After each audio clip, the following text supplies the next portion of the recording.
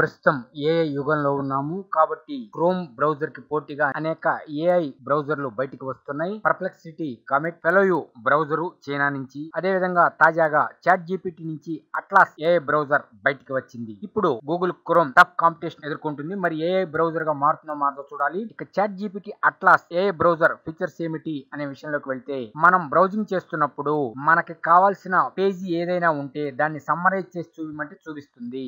మరియు మనం గత సెర్చిల్ని క్రోడీకరించి మాకు సినాప్సిస్ తయారు చేయమంటే తయారు చేస్తుంది. ఏదైనా ఎక్కువ మ్యాటర్ మనం చూసినప్పుడు బ్రౌజింగ్ లో దాన్ని సమ్మరైజ్ చేయమంటే చేస్తుంది. ముఖ్యమైన పాయింట్లు ఇవ్వమంటే ఇస్తుంది. మన బ్రౌజింగ్ హిస్టరీని సేవ్ చేసుకుంటుంది. కాకపోతే మనం ఇష్టమైనప్పుడు డిలీట్ చేయొచ్చు. దాన్ని బట్టి మన యొక్క కార్యకలాపాలని రూపొందిస్తూ ఉంటుంది ఈ యొక్క ఏఐ బ్రౌజర్. మనం మెయిల్ గాని పంపేటప్పుడు మనం గాని ఆ మ్యాటర్ గాని ఇస్తే దాన్ని సమ్మరైజ్ చేసి హైలైట్స్ చేసి ఎక్కడెక్కడ ఏం చేయాలి అనేది చేసి ఆ మ్యాటర్ ని మెయిల్ చేయడానికి రెడీ చేస్తుంది. మరియు అదే విధంగా అప్లికేషన్ లో పూరించడానికి ఈ విధంగా రకరకాలుగా ఈ ఏఐ బ్రౌజర్ ఉపయోగపడుతుంది. ChatGPT Atlas browser highlight అయిపోయింది. దీంతో ఇంకా అనేక ఫీచర్లు ఉన్నాయిట. ఇంకా ఈ పూర్తి ఫీచర్లన్నీ ఉపయోగిస్తే అద్భుతమైన బ్రౌజింగ్ ఎక్స్పీరియన్స్ ఇస్తుందని చెప్తూ ఉన్నారు. క్రోమ్ బ్రౌజర్ కి కాంపిటీషన్ గా చాట్ జీపీటీ అట్లాస్ బ్రౌజర్ వస్తుంది. ఇక్కడ విషయం ఏమిటి అంటే, మనం బ్రౌజింగ్ చేస్తున్నప్పుడు ఇంటర్నల్ గా చాట్ జీపీటీ ఉంటుంది, సైడ్ బార్ లో ఉంటుంది అనమాట. మనకి ఏం కావాలన్నా అక్కడి నుంచే అడగచ్చు. మనం